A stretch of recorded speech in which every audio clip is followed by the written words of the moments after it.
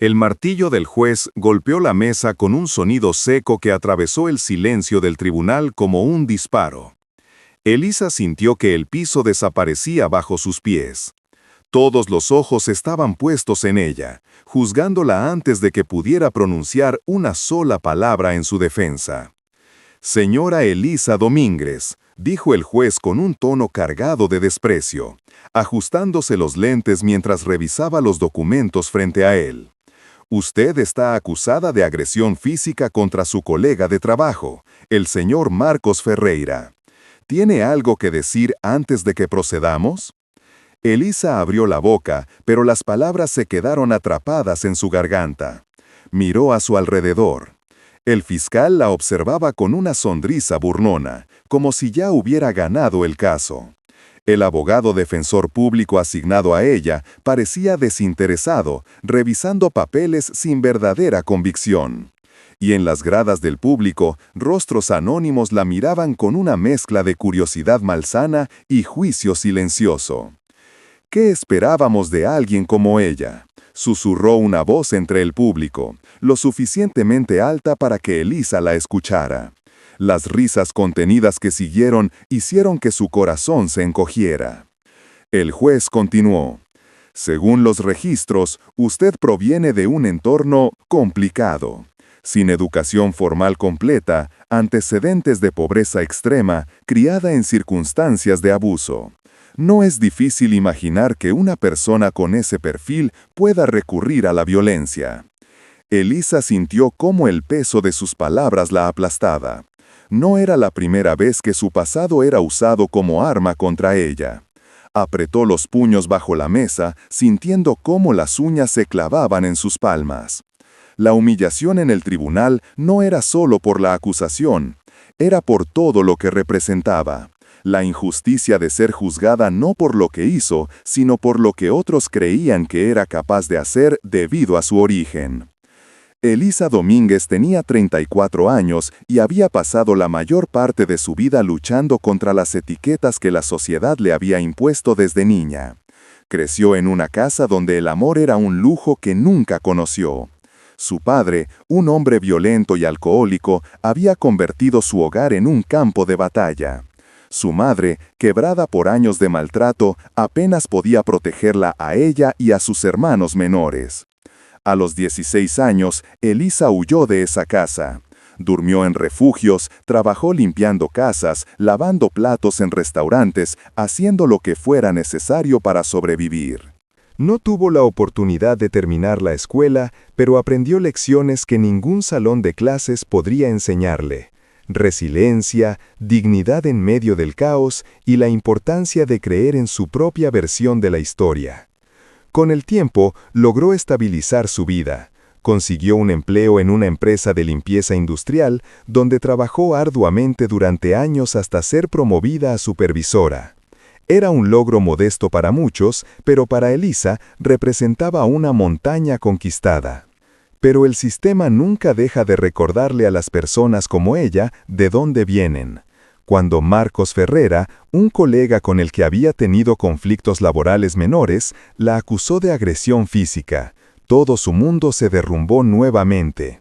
No importó que no hubiera pruebas sólidas, no importó que otros testigos dijeran que Marcos tenía antecedentes de comportamiento problemático. Lo que importó fue que Elisa, la mujer pobre sin educación formal, era una acusada. Ahora, sentada en ese tribunal frío e impersonal, Elisa sentía que todo su esfuerzo había sido en vano. Pero había algo que nadie sabía. Guardaba consigo un pequeño diario de cuero gastado, que su abuela le había regalado antes de morir. En sus páginas, su abuela había escrito lecciones de vida, historias de superación y recordatorios de que la justicia no siempre viene fácil, pero siempre vale la pena luchar por ella. El tribunal de primera instancia de la ciudad estaba ubicado en un edificio antiguo, con paredes de piedra que parecían absorber cualquier rastro de esperanza. Las ventanas altas dejaban entrar una luz tenue que hacía que todo el lugar se sintiera aún más sombrío. Era un lugar diseñado para intimidar y cumplía su propósito perfectamente. El juez Carlos Mendoza presidía la sala con una autoridad casi teatral. Era un hombre de unos 60 años, de cabello gris perfectamente peinado hacia atrás y una expresión que oscilaba entre el aburrimiento y el desdén. Tenía fama de ser implacable con aquellos que consideraba indeseables y era claro desde el primer momento que Elisa entraba perfectamente en esa categoría para él. El sistema judicial debe proteger a los ciudadanos trabajadores y honestos, había dicho en más de una ocasión durante entrevistas públicas. Para él, las personas como Elisa, aquellas que venían de entornos marginales, eran sospechosas por defecto. En el lado de la acusación, el fiscal Rodrigo Salazar era un hombre ambicioso de 42 años, conocido por su habilidad para destruir la credibilidad de los acusados. Alto, con traje impecable y una sonrisa que mostraba dientes demasiado blancos, Salazar veía en cada caso una oportunidad para demostrar su valía profesional. Para él, este caso era simple. Una mujer con pasado problemático había recurrido a la violencia. No necesitaba mucho más para construir su narrativa. Su señoría, comenzó Salazar con voz segura. Los hechos son claros. La acusada tiene antecedentes de haber crecido en un ambiente de violencia. Es lógico pensar que reproduce esos patrones de comportamiento en su vida adulta. El señor Ferreira ha presentado fotografías de sus lesiones y 2 testigos que presenciaron el incidente. Del lado de la defensa, el abogado público Jorge Ramírez parecía más interesado en terminar rápido el caso que en realmente defenderla. Era un hombre de mediana edad, con un maletín desgastado y una expresión de cansancio perpetuo. Había visto demasiados casos, demasiadas personas sin recursos cayendo en las grietas del sistema. Su señoría, solicitamos que se considere que no existen pruebas contundentes de la intencionalidad de mi clienta, dijo Ramírez con poco entusiasmo, casi como si estuviera leyendo de un guión memorizado. El juez Mendoza ni siquiera lo miró mientras respondía. Procederemos con las declaraciones de los testigos de la acusación. En las gradas del público, rostros curiosos observaban el desarrollo del caso. Algunos parecían genuinamente interesados en la justicia, otros simplemente buscaban entretenimiento gratuito en el drama ajeno. Entre ellos, había reporteros de un periódico local listos para convertir el caso en una historia sensacionalista. Mujer violenta de pasado turbio agrede a compañero de trabajo. Elisa sintió todas esas miradas sobre ella como agujas clavándose en su piel. El ambiente del tribunal era hostil, diseñado para hacerla sentir pequeña, insignificante, culpable antes de que se escuchara su versión de la historia. Pero en medio de esa tormenta de corrupción implícita y prejuicio evidente, Elisa tocó discretamente el diario en su bolso. Las palabras de su abuela resonaban en su mente. La verdad siempre encuentra su camino, mi niña. Solo necesitas tener el coraje de mostrársela al mundo. Y en ese momento, Elisa decidió que no se dejaría humillar sin luchar. No esta vez. El fiscal Rodrigo Salazar se levantó de su asiento con movimientos calculados, como un actor que conoce perfectamente su papel. Caminó hacia el centro de la sala con las manos en los bolsillos, proyectando una confianza que llenaba el espacio. Se detuvo frente al estrado del juez, giró lentamente hacia Elisa y la miró con una mezcla de lástima fingida y desprecio real. Su señoría, distinguidos presentes, comenzó con voz firme y clara. Hoy estamos aquí para juzgar un acto de violencia innecesaria y brutal. Un acto cometido por una persona que lamentablemente nunca aprendió a controlar sus impulsos. Hizo una pausa deliberada, dejando que sus palabras se asentaran en la mente de todos. Luego continuó. La acusada, la señora Elisa Domínguez, agredió físicamente al señor Marcos Ferreira el pasado 15 de marzo en las instalaciones de la empresa Limpieza Industrial Santos. El señor Ferreira sufrió lesiones en el rostro, un ojo morado, cortes en el labio superior y contusiones en el cuello. Tengo aquí fotografías que documentan estas lesiones. Salazar se acercó al juez y le entregó un sobre manila. El juez Mendoza extrajo las fotografías y las examinó con expresión seria. Luego las mostró brevemente hacia el público, provocando murmullos de desaprobación. Elisa sintió que su estómago se revolvía. Conocía esas fotografías. Las había visto durante la investigación preliminar, pero algo en ellas nunca le había cuadrado. Pero esto no es solo un caso de agresión simple, continuó Salazar, elevando su voz con dramatismo. Esto es un patrón de comportamiento. Permítanme presentar los antecedentes de la acusada. Elisa sintió que el aire se le escapaba de los pulmones. Sabía lo que venía. Elisa Domínguez creció en un hogar marcado por la violencia doméstica. Su padre era alcohólico y abusador. A los 16 años huyó de casa y vivió en situación de calle durante meses. No terminó la escuela secundaria. Ha trabajado en empleos informales durante la mayor parte de su vida adulta. Y ahora, con 34 años, repite los patrones de agresión que aprendió en su infancia. El juez Mendoza asintió lentamente, como si cada palabra de Salazar confirmara sus propias sospechas. «Objeción, su señoría», interrumpió débilmente el abogado Jorge Ramírez. El pasado de mi clienta no tiene relevancia directa con los hechos del caso. El juez lo miró con fastidio. Objeción denegada. El contexto personal del acusado siempre es relevante para entender su comportamiento. Continúe, fiscal Salazar. Salazar sonrió sutilmente. Gracias, su señoría. Como decía, estamos frente a una persona que nunca tuvo la oportunidad de aprender a resolver conflictos de manera civilizada. En el trabajo, cuando el señor Ferreira le señaló algunos errores en su desempeño como supervisora, ella no respondió con profesionalismo. No, ella respondió con sus puños. «¡Eso no es cierto!», gritó Elisa sin poder contenerse, poniéndose de pie. El martillo del juez golpeó con fuerza. «¡Orden en la sala! Señora Domínguez, si vuelve a interrumpir el proceso, la sacaré de esta sala. ¿Queda claro?».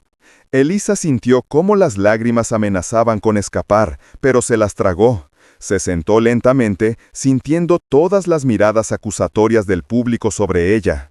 «Como pueden ver», dijo Salazar con tono triunfante, «la acusada es incapaz de controlar sus emociones incluso en un tribunal de justicia. Imaginen lo que es capaz de hacer en un ambiente laboral sin supervisión». El murmullo del público creció.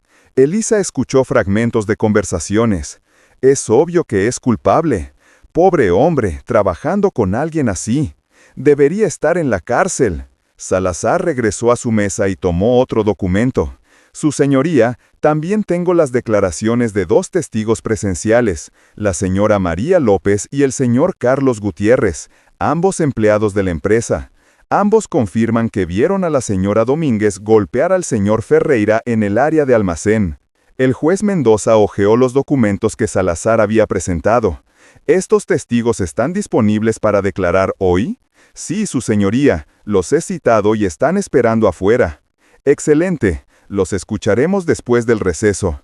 Pero antes, señora Domínguez, ¿tiene algo que decir en su defensa?». Todos los ojos se volvieron hacia Elisa. Ella sintió que su garganta se cerraba. Quería gritar, quería explicar que todo era una mentira, que Marcos la había estado acosando durante meses, que él había orquestado todo esto porque ella lo había rechazado. Pero las palabras no salían. Yo no lo golpeé», dijo finalmente con voz temblorosa. «Él me atacó primero. Yo solo me defendí». El juez Mendoza la miró con escepticismo evidente. «¿Me está diciendo que un hombre adulto la atacó sin provocación y usted, una mujer más pequeña, logró causarle todas esas lesiones en defensa propia?». «Sí», respondió Elisa, aunque su propia voz sonaba poco convincente incluso para ella. El juez suspiró y negó con la cabeza. «Tomaremos un receso de 20 minutos. Cuando regresemos, escucharemos a los testigos de la acusación». El martillo volvió a golpear, y la sala comenzó a vaciarse. Elisa se quedó sentada, paralizada. El abogado Ramírez se acercó a ella con expresión resignada. «Esto no pinta bien», dijo en voz baja. «Los testigos van a hundirnos». Elisa tocó el diario en su bolso. Necesitaba encontrar una manera de luchar contra esta injusticia.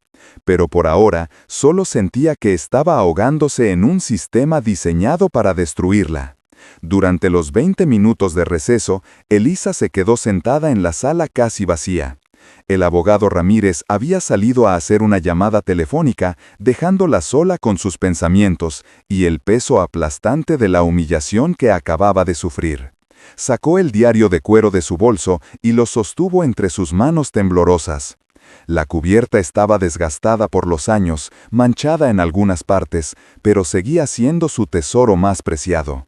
Lo abrió en una página marcada con una cinta roja, donde su abuela había escrito con su letra temblorosa pero firme: «Elisa, mi niña querida, cuando el mundo te diga que no vales nada, recuerda que ellos no conocen tu historia completa. Ellos solo ven las cicatrices, pero no saben de las batallas que ganaste. La dignidad no la dan los títulos ni el dinero. La dignidad viene de saber quién eres cuando nadie más te cree. No te rindas nunca, porque tu verdad es más fuerte que sus mentiras». Elisa cerró los ojos y respiró profundamente. Esas palabras eran como un salvavidas en medio de una tormenta. Su abuela había sido la única persona que realmente creyó en ella, que la había visto como algo más que una niña rota de un hogar destruido. Recordó el día en que su abuela le dio ese diario, poco antes de morir. Estaban sentadas en el pequeño patio de la residencia de ancianos, bajo un árbol de mango. «Este diario es mi legado para ti», le dijo con voz débil pero determinada. «Aquí escribí todo lo que aprendí en mis 78 años de vida. Las lecciones que la vida me enseñó a golpes, las verdades que descubrí cuando todo parecía perdido. Quiero que lo leas cuando sientas que no puedes más. Y quiero que sepas que tú eres más fuerte de lo que crees». Elisa abrió los ojos y miró hacia el estrado vacío del juez. Sintió cómo algo dentro de ella comenzaba a cambiar. Sí, estaba asustada. Sí, se sentía pequeña ante ese sistema que la juzgaba sin conocerla. Pero no estaba dispuesta a dejar que la destruyeran sin luchar. El fiscal Salazar había construido una narrativa perfecta. La mujer pobre y violenta que no puede controlar sus impulsos. Pero esa no era su historia. Esa no era su verdad. Elisa sabía que Marcos Ferreira la había estado acosando durante meses. Comenzó con comentarios inapropiados, luego con accidentes donde rozaba su cuerpo, hasta que un día intentó besarla a la fuerza en el almacén. Ella lo había rechazado y lo había amenazado con reportarlo a Recursos Humanos. Una semana después, él apareció con esas lesiones y la acusó de haberlo golpeado. «¿Cómo voy a demostrar la verdad?», se preguntó en voz baja. No tenía pruebas físicas del acoso. No había cámaras de seguridad en el almacén. Y los 2 testigos que Salazar iba a presentar eran amigos cercanos de Marcos. Pero entonces recordó algo. En su diario personal, no el de su abuela, sino el suyo propio, había registrado cada incidente de acoso. Había fechas, descripciones detalladas, incluso nombres de otras personas que habían estado presentes cuando Marcos hacía comentarios inapropiados.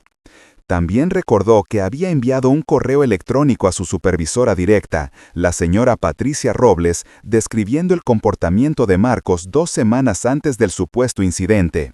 Patricia nunca respondió a ese correo, pero debía estar archivando en el sistema de la empresa. «Tengo que conseguir ese correo», pensó Elisa con determinación creciente. «Y tengo que hacer que Patricia declare».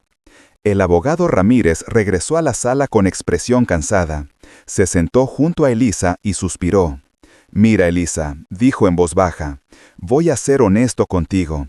Este caso está muy complicado. Los testigos van a declarar contra ti, las fotografías son contundentes y el juez ya tiene una opinión formada. Mi consejo es que aceptes un acuerdo. Tal vez podamos negociar una sentencia reducida si admites la culpa y...» «No», interrumpió Elisa con firma sorprendente. Ramírez la miró con sorpresa. Era la primera vez que le escuchaba hablar con tanta convicción. «Entiendo que es difícil, pero tienes que ser realista. Sin pruebas sólidas de tu inocencia, no tenemos forma de...» «Tengo pruebas», dijo Elisa, «o al menos sé dónde encontrarlas. Envié un correo electrónico a mi supervisora reportando el acoso de Marcos. Ese correo puede demostrar que él tenía un motivo para inventar esta acusación. Ramírez frunció el ceño. ¿Por qué no mencionaste esto antes? Porque tenía miedo de que no me creyeran, admitió Elisa. Pero ahora me doy cuenta de que no tengo nada que perder. Si voy a caer luchando. El abogado se quedó callado por un momento, evaluando sus opciones. Finalmente, asintió. Está bien, necesito que me des todos los detalles de ese correo, fecha exacta, a quién se lo enviaste, qué decía. También necesitamos a esa supervisora como testigo. ¿Crees que declarará a tu favor? Elisa dudó. Patricia Robles nunca había sido particularmente amable con ella, pero tampoco había sido hostil. Simplemente era una mujer ocupada que probablemente ignoró su correo porque no quería lidiar con problemas. No lo sé, admitió Elisa, pero tenemos que intentarlo. En ese momento, la puerta de la sala se abrió y comenzaron a entrar las personas nuevamente. El juez Mendoza regresó a su estrado y el fiscal Salazar se preparó para llamar a sus testigos. Elisa guardó el diario de su abuela en su bolso, pero mantuvo su mano sobre él, como si ese contacto le diera fuerza. Ya no era la mujer asustada y paralizada que había sido al inicio del juicio. Algo había despertado en ella, la determinación de su abuela, la rabia contenida de años de injusticia y la certeza absoluta de que no iba a dejar que le arrebataran su dignidad sin dar batalla. El juez golpeó su martillo. Se reanuda la sesión. Fiscal Salazar puede llamar a su primer testigo. Elisa enderezó su espalda y miró directamente al frente. Estaba lista para resistir. La guerra apenas comenzaba. La acusación llama a declarar a la señora María López, anunció el fiscal Salazar con voz segura. Una mujer de unos 40 años, de cabello recogido en una coleta apretada y expresión nerviosa, caminó hacia el estrado. Vestía un uniforme de limpieza idéntico al que Elisa usaba en el trabajo. Después de jurar decir la verdad, se sentó y evitó mirar en dirección a Elisa. Señora López, comenzó Salazar con tono amable, ¿usted trabaja en Limpieza Industrial Santos, correcto? Sí, señor, llevo 5 años ahí. ¿Y el día 15 de marzo, dónde estaba usted aproximadamente a las 3 de la tarde? María se aclaró la garganta. Estaba en el pasillo cerca del almacén principal. Iba a buscar material de limpieza. ¿Y qué fue lo que vio? María finalmente miró hacia Elisa, pero solo por un segundo, antes de volver su vista hacia el fiscal. Vi a Elisa, quiero decir a la señora Domínguez, golpeando a Marcos. Él estaba contra la pared, con las manos levantadas, tratando de protegerse. Un murmullo recorrió la sala. Elisa sintió cómo su corazón se aceleraba. Eso era completamente falso. ¿El señor Ferreira estaba atacando a la señora Domínguez?, preguntó Salazar. No, señor. Él solo estaba ahí, y ella empezó a gritarle y luego lo golpeó. ¿Escuchó usted lo que la señora Domínguez le gritaba? María dudó por un momento. Algo sobre que él no la respetaba. Estaba muy alterada, como fuera de control. Salazar asintió satisfecho. Gracias, señora López. No tengo más preguntas. El juez Mendoza se volvió hacia el abogado Ramírez. ¿La defensa desea interrogar a la testigo? Ramírez se levantó lentamente, como si cada movimiento le costara un esfuerzo enorme. Se acercó al estrado con su cuaderno en la mano. Señora López, comenzó con voz monótona, usted dice que vio a mi clienta golpear al señor Ferreira. ¿A qué distancia estaba usted exactamente? Pues, no sé, unos 10 o 15 metros creo. ¿El pasillo estaba bien iluminado? Sí, bastante. ¿Y usted vio claramente quién comenzó la confrontación? María vaciló. Bueno, cuando llegué, ella ya lo estaba golpeando. Entonces en realidad usted no vio cómo comenzó todo, ¿verdad? Presionó Ramírez sin mucha convicción. No, pero era obvio que ella estaba atacándolo. Ramírez suspiró y revisó sus notas. Señora López, ¿es verdad que usted y el señor Ferreira toman el café juntos todos los días en el descanso? Objeción, irrelevante, interrumpió Salazar de inmediato. Su señoría, estoy tratando de establecer si existe una relación personal entre el señor Ferreira y la testigo que pueda influir en su testimonio. El juez Mendoza negó con la cabeza. Objeción aceptada.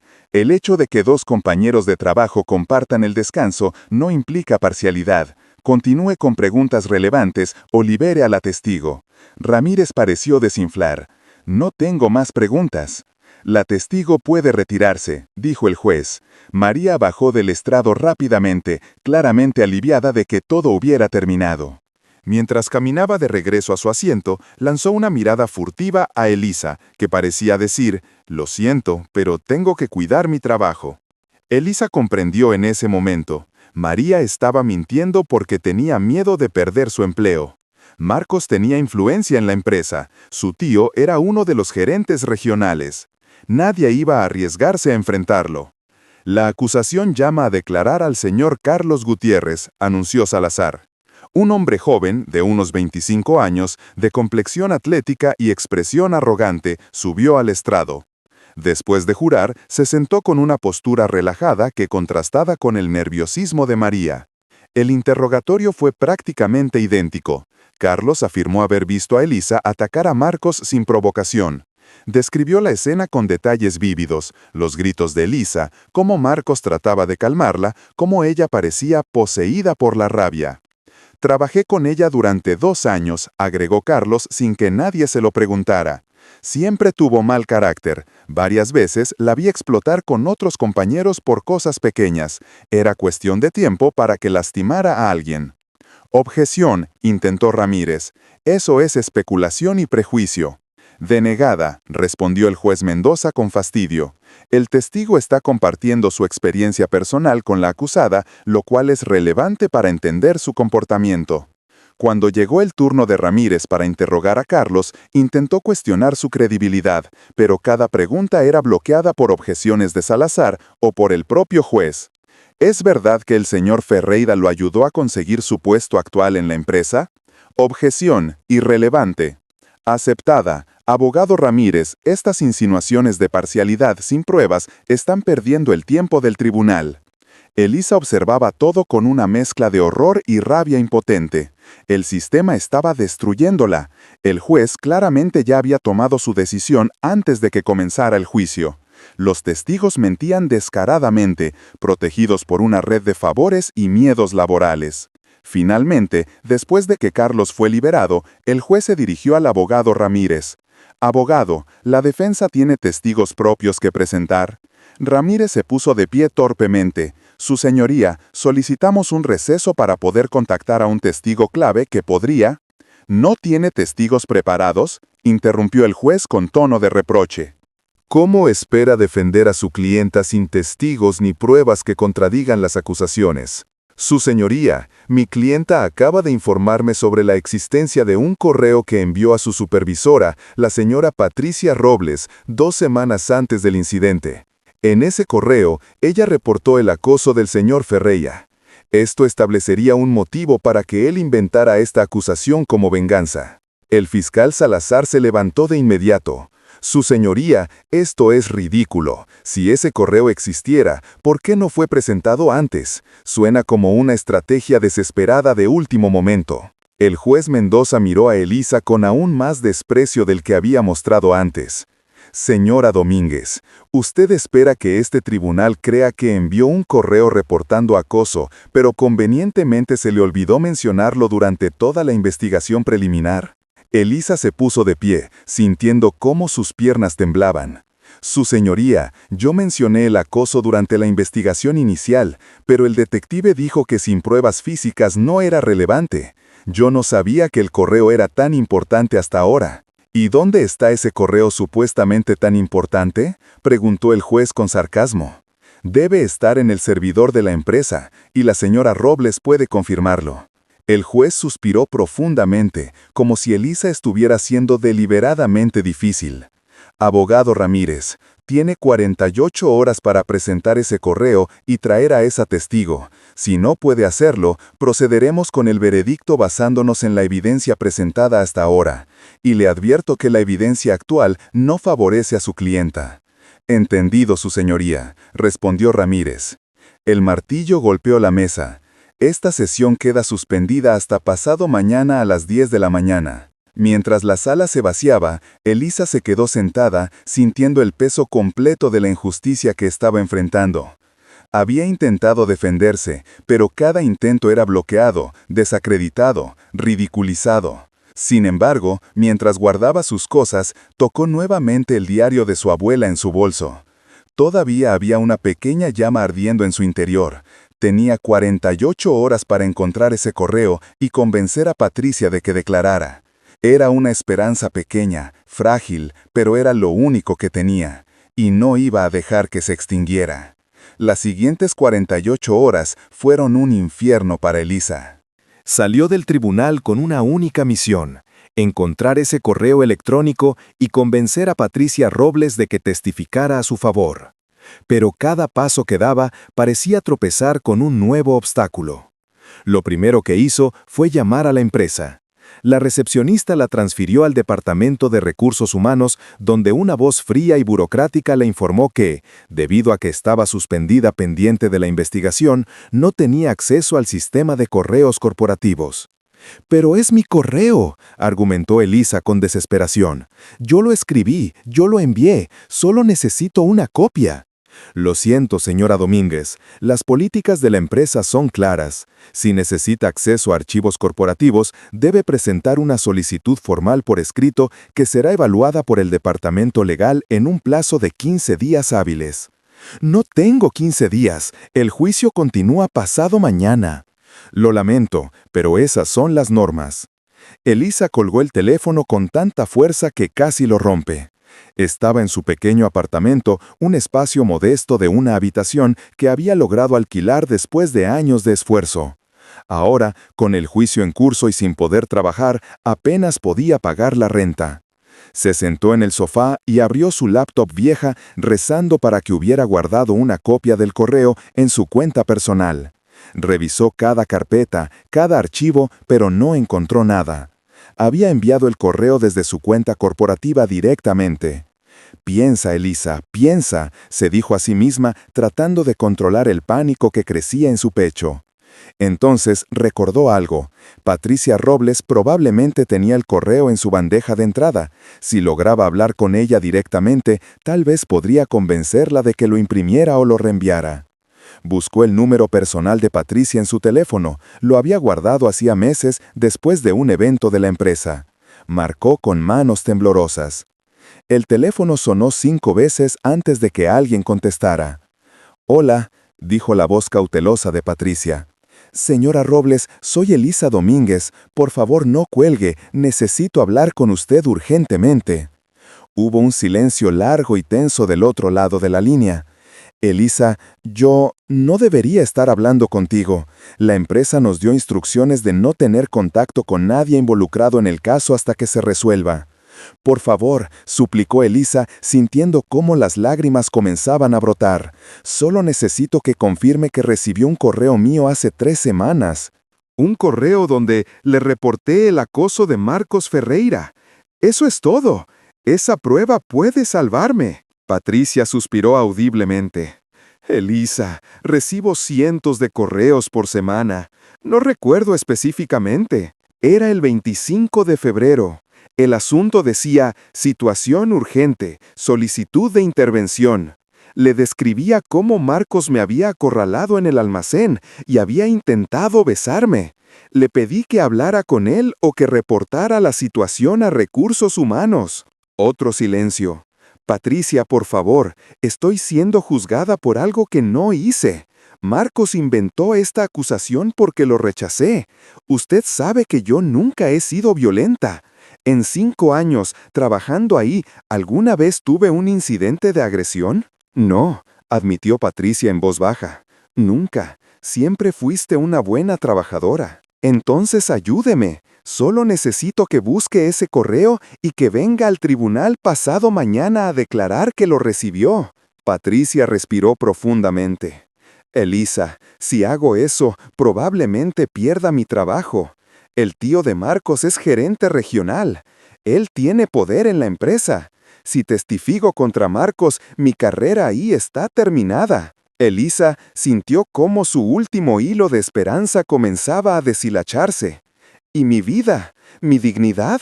¿Eso no importa? Lo siento, Elisa, de verdad lo siento, pero tengo 2 hijos que mantener, no puedo arriesgar mi empleo. ¿Entonces es así?, dijo Elisa con voz quebrada. El sistema protege a los poderosos y destruye a los que no tienen nada. Yo lo siento mucho, repitió Patricia, y colgó. Elisa dejó caer el teléfono y se cubrió el rostro con las manos. El llanto que había estado conteniendo durante días finalmente explotó. Lloró por la injusticia, por la soledad, por la sensación de estar peleando una batalla que estaba perdida desde el principio.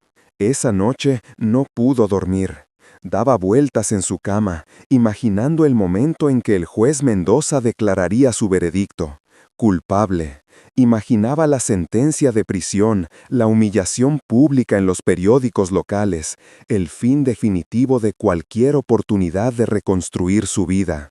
A las 4 de la mañana se levantó y preparó café.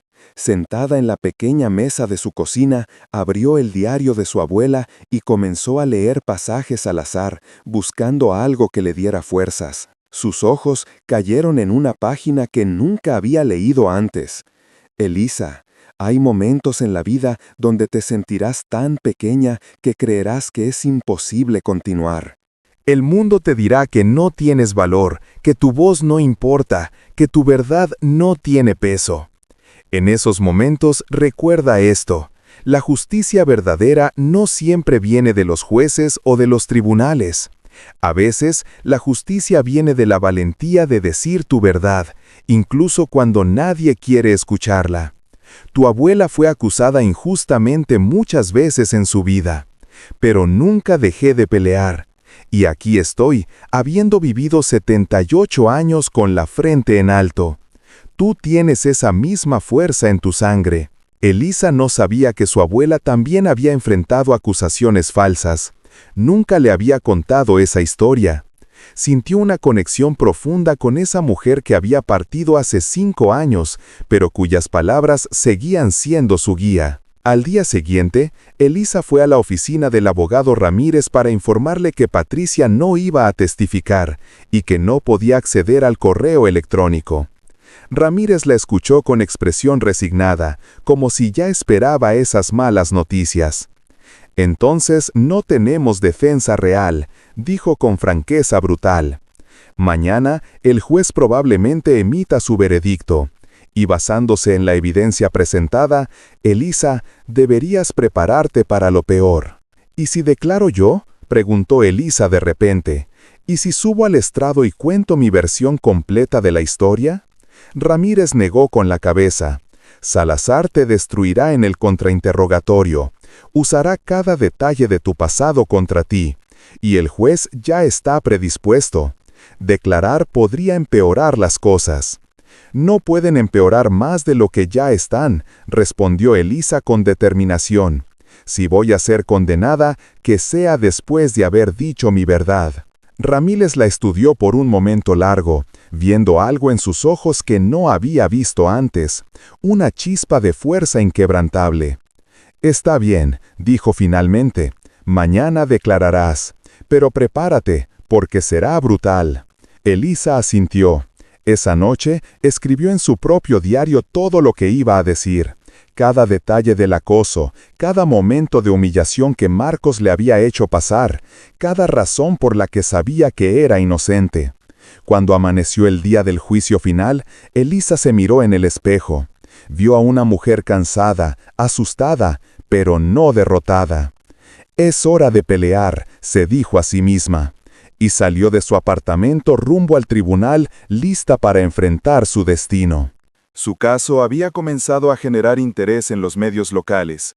Mujer de origen humilde acusada de violencia laboral. Los titulares prácticamente escribían la narrativa antes de que terminara el juicio. El juez Mendoza entró con su usual aire de autoridad absoluta. El martillo golpeó la mesa. Se reanuda la sesión. «Abogado Ramírez, ¿la defensa está lista para presentar su caso?». Ramírez se puso de pie con nerviosismo evidente. «Sí, su señoría, la defensa llama a declarar a la acusada, la señora Elisa Domínguez». Un murmullo recorrió la sala. Elisa se levantó lentamente, sintiendo cómo todas las miradas se clavaban en ella como agujas. Caminó hacia el estrado con las piernas temblorosas, consciente de que este era su último intento de salvar su vida. Después de jurar decir la verdad, se sentó. Ramírez se acercó con su cuaderno. «Señora Domínguez, ¿puede contarnos con sus propias palabras qué sucedió el día 15 de marzo?» Elisa respiró profundamente. Había ensayado esto toda la noche, pero ahora que estaba frente a todos, las palabras parecían atrapadas en su garganta. Ese día estaba haciendo mi ronda de supervisión en el área de almacén. Era aproximadamente las 3 de la tarde. Marcos Ferreira estaba ahí, supuestamente organizando material, pero cuando me vio entrar, se acercó a mí. ¿Y qué hizo él? Me bloqueó el paso. Me dijo que necesitábamos hablar sobre nuestra situación. Yo intenté rodearlo, pero él me agarró del brazo. El fiscal Salazar se levantó inmediatamente. «Objeción, su señoría. No hay evidencia de que el señor Ferreira haya tocado a la acusada». «Denegada», respondió el juez sorprendentemente. «Estamos escuchando su versión de los hechos. Continúe, señora Domínguez». Elisa sintió una pequeña chispa de esperanza. Él me agarró del brazo y me jaló hacia él. Me dijo que por qué lo había rechazado, que él solo estaba siendo amable conmigo, y que yo era una malagradecida. Intenté soltarme, y cuando lo hice, él tropezó y se golpeó contra el estante. ¿Y las lesiones en su rostro? Cuando se golpeó contra el estante, su cara impactó con el borde. Él se enfureció y empezó a gritarme que me iba a hacer pagar por eso. Yo salí corriendo del almacén. Nunca lo golpeé. Fue un accidente causado por él mismo al intentar agredirme. ¿Por qué dice que él la estaba agrediendo? Elisa sintió cómo su corazón latía con fuerza. Porque Marcos llevaba meses acosándome. Comenzó con comentarios emocionante tono. Comenzó con accidentes donde me tocaba. Un día me acorraló en el baño de mujeres y trató de besarme. Yo lo rechacé y le dije que si volvía a hacerlo, lo reportaría. ¿Y lo reportó? Sí, envié un correo electrónico a mi supervisora, Patricia Robles, el 25 de febrero. En ese correo describía todo el acoso y pedía su intervención. El juez Mendoza intervino con escepticismo. «Abogado Ramírez, ¿tiene ese correo?» Ramírez tragó saliva. «Su señoría, hemos tenido dificultades para obtener acceso al servidor de la empresa. La compañía requiere un proceso legal formal que toma semanas». «Entonces, ¿no tiene pruebas de ese supuesto correo?», concluyó el juez con tono definitivo. «No tengo el correo físicamente», admitió Elisa con desesperación. «Pero Patricia Robles lo recibió. Si ella declarara...» «¿Y dónde está esta señora Robles?», preguntó el juez. «Ella se negó», dijo Ramírez con voz baja. El juez suspiró con dramatismo exagerado. «Entonces tenemos una historia conveniente, sin ninguna evidencia que la respalde. Fiscal Salazar, puede proceder con el contrainterrogatorio». Salazar se levantó con una sonrisa depredadora. Se acercó a Elisa lentamente como un tiburón que huele sangre en el agua. «Señora Domínguez, usted afirma que el señor Ferreira la acosaba, pero no tiene ninguna prueba de eso, ¿correcto? El correo es una prueba, pero ¿sí o no, señora? ¿Tiene pruebas físicas del supuesto acoso? No, pero... Gracias. Ahora, usted dice que las lesiones del señor Ferreira fueron causadas porque él tropezó. ¿Hay algún testigo que pueda corroborar su versión? No había nadie más en el almacén en ese momento. ¡Qué conveniente! Entonces, es su palabra contra la de él, ¿no? Sí, pero yo estoy diciendo la verdad. Salazar sonrió. Hablemos de su verdad entonces. Señora Domínguez, ¿es cierto que usted creció en un hogar donde presenció violencia doméstica constante? Objeción, intentó Ramírez débilmente. El pasado de mi clienta no es relevante. Su señoría, argumentó Salazar, estoy estableciendo un patrón de comportamiento aprendido. Objeción denegada. Responda la pregunta, señora Domínguez. Elisa sintió cómo las paredes del tribunal se cerraban sobre ella. Sí, vi violencia en mi casa cuando era niña. ¿Y no es cierto que las personas que crecen en ambientes violentos tienden a reproducir esos patrones? No todos. Yo nunca he sido violenta. ¿Nunca? Presionó Salazar. Puedo recordarle que en su expediente laboral hay una anotación de hace 2 años donde una compañera reportó que usted la había amenazado verbalmente. Elisa sintió pánico. Había olvidado completamente ese incidente. Eso fue un malentendido. Ella había estado robando material de limpieza, y yo, como supervisora, le dije que si continuaba, tendría que reportarla. Ella lo interpretó como una amenaza personal. Pero la anotación existe en su expediente, ¿verdad? Sí, pero fue archivada sin consecuencias porque no hubo ninguna falta real de mi parte. Salazar se volvió hacia el juez. Su señoría, vemos un patrón claro. Una mujer con historial de ambiente violento, con antecedentes de comportamiento conflictivo en el trabajo, que ahora afirma ser víctima cuando toda la evidencia apunta a que ella fue la agresora. Elisa sintió cómo las lágrimas amenazaban con brotar, pero se obligó a mantenerlas adentro. Eso no es cierto. Yo soy la víctima aquí. Marcos inventó esta acusación porque lo rechacé y porque su ego no pudo soportarlo. ¿Tiene alguna prueba de eso? Mi palabra, mi historia, mi carácter. En 5 años trabajando ahí, nunca golpeé a nadie. Hasta que lo hizo, dijo Salazar con finalidad. «No lo hice», gritó Elisa, perdiendo el control por un segundo. El juez golpeó el martillo con fuerza. «Orden, señora Domínguez, controle sus emociones o la sacaré de mi sala». Elisa bajó la cabeza, sintiendo cómo la humillación la consumía. Había intentado defender su verdad, pero cada palabra era distorsionada.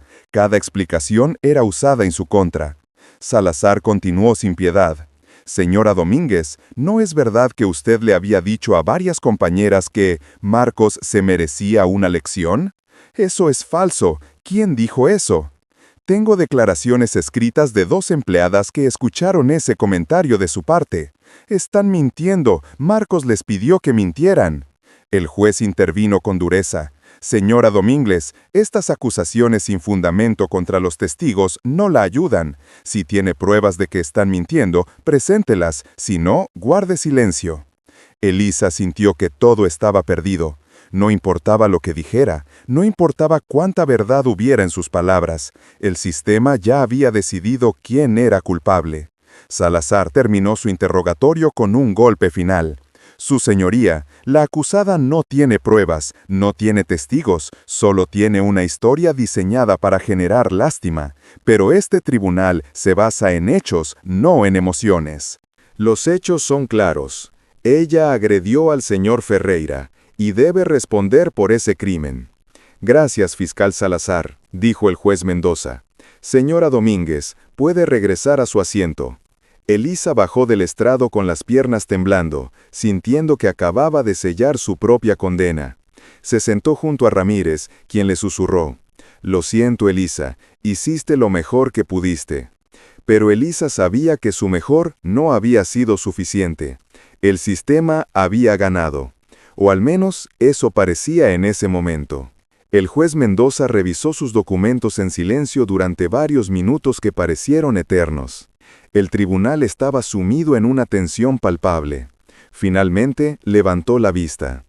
«Antes de proceder con los alegatos finales», dijo con voz grave, «he recibido documentación adicional de la acusación que considero relevante para este caso».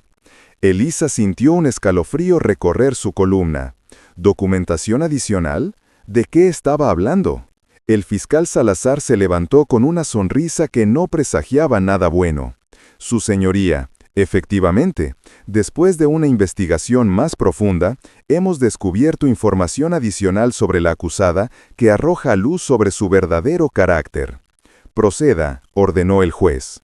Salazar caminó hacia el centro de la sala con un sobre en la mano.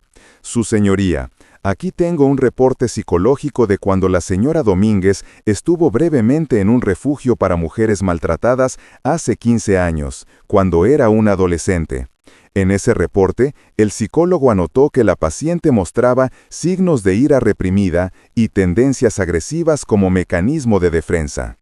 «¡Objeción!», gritó Ramírez poniéndose de pie bruscamente. «Esos registros médicos son confidenciales. ¿Cómo obtuvo acceso a ellos?». «Su señoría, respondió Salazar con calma. Estos documentos fueron proporcionados voluntariamente por el refugio después de que explicamos la naturaleza violenta de este caso. Están actuando en interés de la seguridad pública. Elisa sintió que el mundo se derrumbaba a su alrededor. Recordaba vagamente esas sesiones con el psicólogo del refugio. Tenía 16 años, acababa de escapar de su padre violento, estaba traumatizada y asustada. Por supuesto que tenía ira reprimida. Cualquier persona en su situación la tendría. Su señoría, argumentó Ramírez desesperadamente, esa evaluación fue hecha hace 15 años, cuando mi clienta era una menor de edad en una situación de trauma. No puede ser usada para juzgar su comportamiento actual. El juez Mendoza miró los documentos con interés.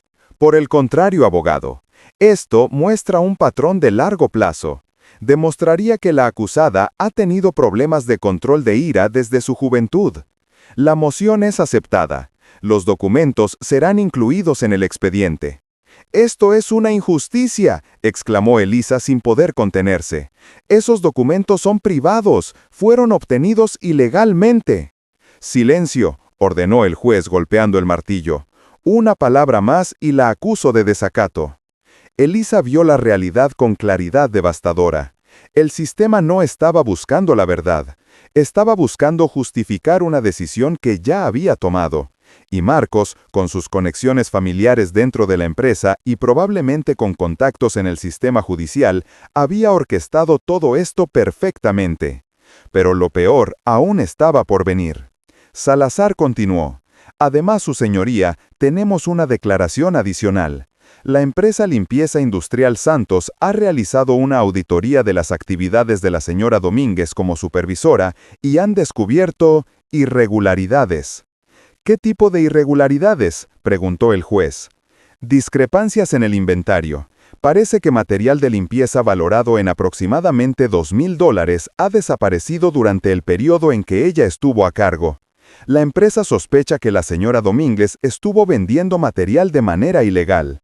«Eso es una mentira absoluta», gritó Elisa poniéndose de pie. «Yo nunca robé nada. Están inventando esto». El juez la fulminó con la mirada. «Siéntese inmediatamente o la sacaré de aquí». Ramírez puso una mano en el hombro de Elisa obligándola a sentarse. «Su señoría, estas acusaciones son nuevas y no han sido probadas. Mi clienta no está siendo juzgada por robo, está siendo juzgada por supuesta agresión. Este es claramente un intento de la acusación de manchar su carácter con acusaciones infundadas». «No son infundadas», contraargumentó Salazar. «Tengo aquí el reporte de auditoría firmado por el gerente de operaciones de la empresa». Levantó un documento con aspecto oficial. Elisa miró ese papel y sintió náuseas. Sabía exactamente lo que había pasado. El gerente de operaciones era el tío de Marcos. Ese reporte era falso, manufacturado específicamente para destruirla. Pero, ¿cómo podía probar que era falso? «Su señoría, solicito que este reporte también sea incluido en el expediente». Demuestra que la acusada no solo es violenta, sino también deshonesta. Es una persona sin principios morales. «Solicitud aprobada», respondió el juez sin dudar. Elisa miró a su alrededor con desesperación. En las gradas del público vio cómo los rostros que antes parecían neutrales ahora la miraban con desprecio y juicio. Los periodistas escribían frenéticamente en sus libretas. Mañana los titulares dirían: «Mujer violenta también acusada de robo corporativo». «Esto no puede estar pasando», susurró Elisa para sí misma. «Esto no puede ser real». Pero era real. Estaba viviendo la manifestación perfecta de corrupción sistémica. Marcos, con su red de influencias, había logrado fabricar evidencia, obtener documentos privados ilegalmente y construir una narrativa tan sólida que era casi imposible de destruir. Entonces, algo inesperado sucedió. Una voz desde el público gritó: «¡Esto es un circo! ¡Están fabricando evidencia contra ella!». El juez buscó con la mirada al responsable. Un hombre joven de unos 30 años se había puesto de pie entre el público. «¿Quién es usted?», preguntó el juez con furia. Me llamo Daniel Cortés, trabajo en Limpieza Industrial Santos, y sé que ese reporte de auditoría es falso. Yo soy el encargado del inventario y nunca ha habido discrepancias durante la supervisión de Elisa. Ese documento fue creado la semana pasada, específicamente para este juicio. Un murmullo de sorpresa recorrió la sala. Elisa miró a Daniel con los ojos desbordados de lágrimas. No lo conocía bien, era un empleado del turno de noche que raramente cruzaba con ella, pero estaba arriesgando su trabajo para decir la verdad. El fiscal Salazar intervino rápidamente. Su señoría, este hombre no es un testigo registrado, está interrumpiendo el proceso del tribunal. Estoy diciendo la verdad, insistió Daniel.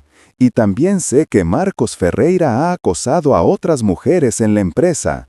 Yo vi cómo acosaba a Elisa, vi cómo él la acorralaba en el almacén ese día. Él fue quien comenzó la confrontación. El juez golpeó el martillo repetidamente. «Orden, seguridad, saquen a este hombre de la sala». 2 oficiales de seguridad se acercaron a Daniel, pero él continuó hablando mientras lo arrastraban hacia la salida. Están condenando a una mujer inocente. El verdadero criminal es Marcos Ferreira y su familia corrupta que controla todo. La puerta se cerró detrás de él, pero su voz había plantado una semilla de duda en algunos presentes. Elisa vio cómo algunas personas en el público intercambiaban miradas incómodas, como si por primera vez comenzaban a cuestionar la narrativa oficial. Sin embargo, el juez Mendoza no estaba dispuesto a permitir que esa semilla creciera. «Ese exabrupto será ignorado completamente», declaró con autoridad. Era un intento desesperado de interrumpir la justicia. El testimonio de una persona no registrada que aparece convenientemente en el último momento no tiene ningún valor legal. «Su señoría», intervino Ramírez con esperanza renovada, «solicito que se cite oficialmente al señor Daniel Cortés como testigo de la defensa. Su testimonio podría ser crucial». «Denegado», respondió el juez secamente. «Ya hemos escuchado suficientes testimonios. No vamos a extender este juicio indefinidamente. Procederemos con los alegatos finales». Elisa sintió cómo la última chispa de esperanza se apagaba. Incluso cuando alguien tenía el valor de decir la verdad, el sistema encontraba la manera de silenciarlo. «Fiscal Salazar», continuó el juez, «puede proceder con su alegato final». Salazar se levantó con la confianza de alguien que sabe que ya ganó. «Su señoría, la evidencia es abrumadora. Tenemos testigos oculares, fotografías de las lesiones, un historial psicológico que muestra tendencias violentas y ahora evidencias de deshonestidad corporativa. La señora Domínguez es exactamente el tipo de persona que representa un peligro para la sociedad. Solicito la sentencia máxima, 3 años de prisión por agresión física agravada». Las palabras cayeron sobre Elisa como una sentencia de muerte. 3 años de prisión, su vida estaría terminada. El juez se volvió hacia Ramírez. ¿La defensa tiene su alegato final?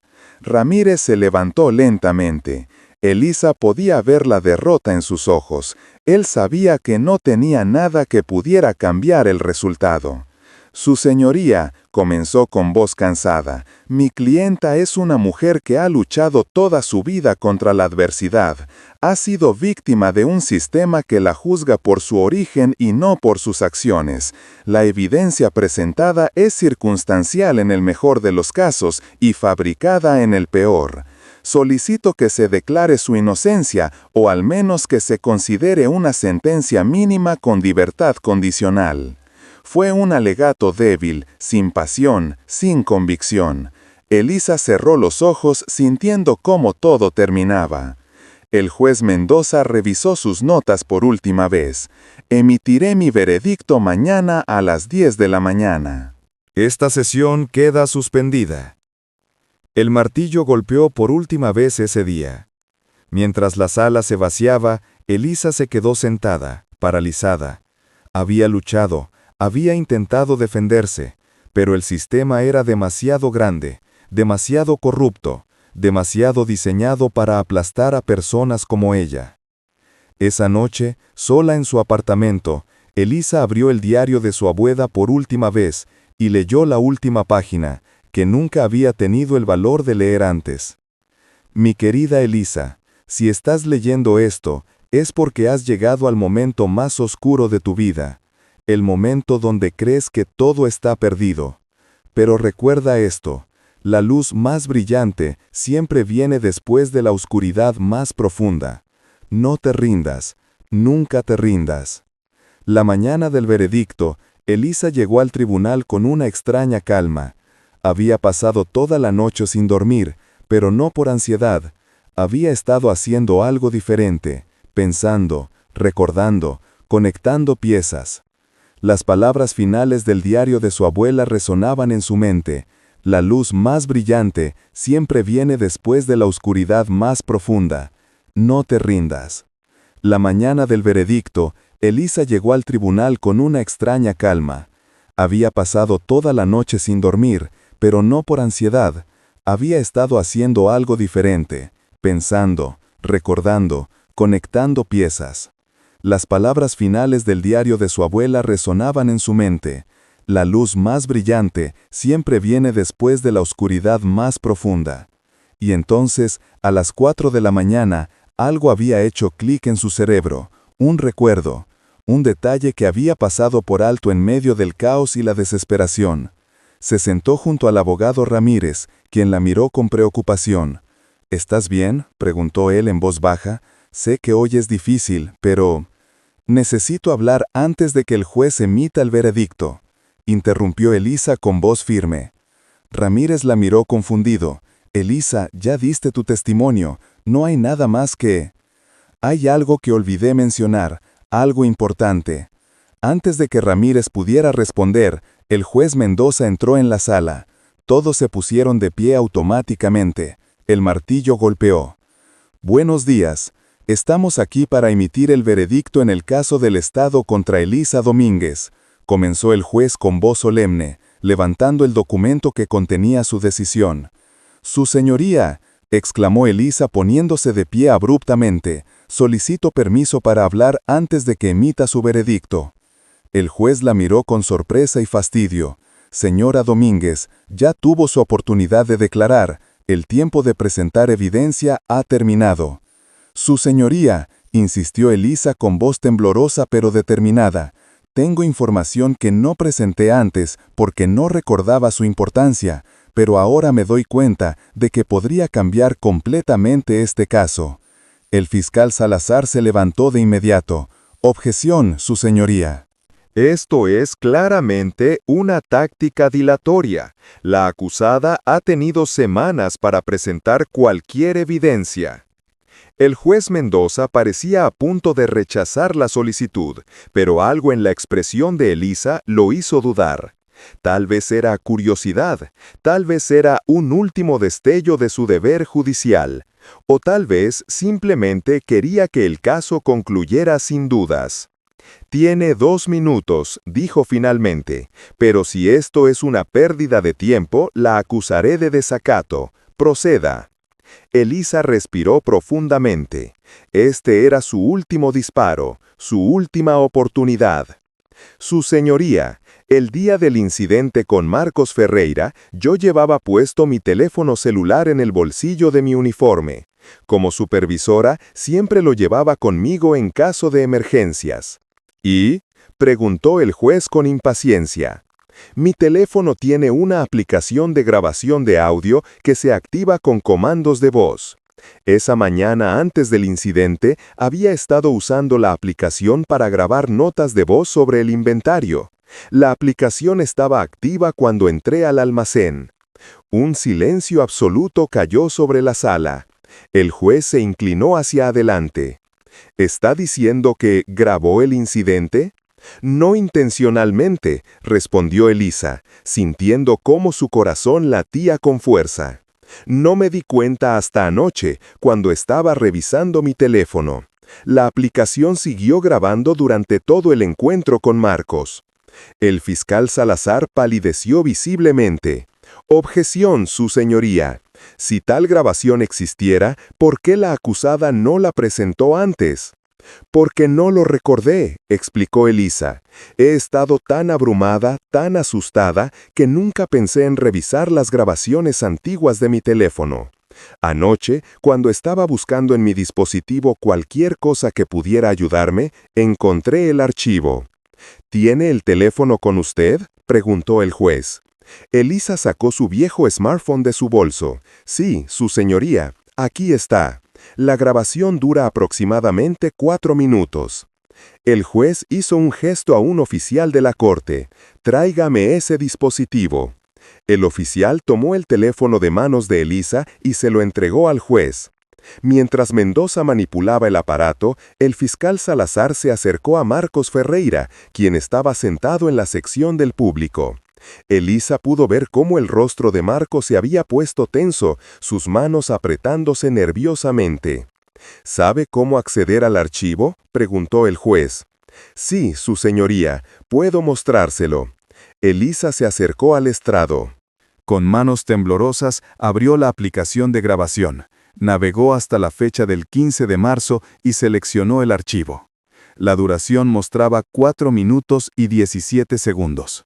Su señoría, protestó Salazar con desesperación evidente, necesitamos tiempo para verificar la autenticidad de esta supuesta grabación. Podría ser falsificada, editada. Silencio, ordenó el juez. Vamos a escucharla ahora mismo. Conectó el teléfono a los altavoces del tribunal. El silencio en la sala era tan profundo que se podía escuchar la respiración colectiva. El juez presionó play. Los primeros segundos solo contenían sonidos ambientales, pasos, el ruido metálico del almacén, la voz de Elisa murmurando notas sobre inventario. Luego, otra voz masculina. Elisa, qué sorpresa encontrarte aquí sola. La voz de Marcos era inconfundible. Varios en el público giraron para mirarlo. Marcos, estoy trabajando, por favor déjame pasar. La voz de Elisa sonaba tensa. Siempre huyendo de mí. ¿Qué te pasa? ¿No te gusto? Ya hablamos de esto, no estoy interesada. Por favor, respeta eso. ¿Respetar? La voz de Marcos sonaba burlona. Tú me mandaste ese correo patético a Patricia, ¿verdad? Tratando de meterme en problemas. El juez se tensó al escuchar esto. La mención del correo confirmaba su existencia. Porque me estás acosando, necesitas parar. ¿Acosando? La voz de Marcos se volvió hostil. Yo solo estaba siendo amable con una mujer que claramente necesita un hombre en su vida. Pero tú, con tu pasado de basura, te crees demasiado buena para mí. En el tribunal, el ambiente había cambiado completamente. Todos estaban escuchando con atención absoluta. Suéltame el brazo, me estás lastimando. No hasta que entiendas con quién estás tratando. Mi familia tiene poder en esta empresa. Puedo hacer que te despidan con una llamada o una pausa. Podría hacer que te contraten permanentemente. Solo tienes que ser más amigable. Déjame ir. El sonido de forcejeo. Ven aquí, solo un sonido fuerte, metálico, seguido de un grito de dolor. Maldita sea, me golpeaste. Tú te empujaste solo cuando intenté soltarme, no te toqué.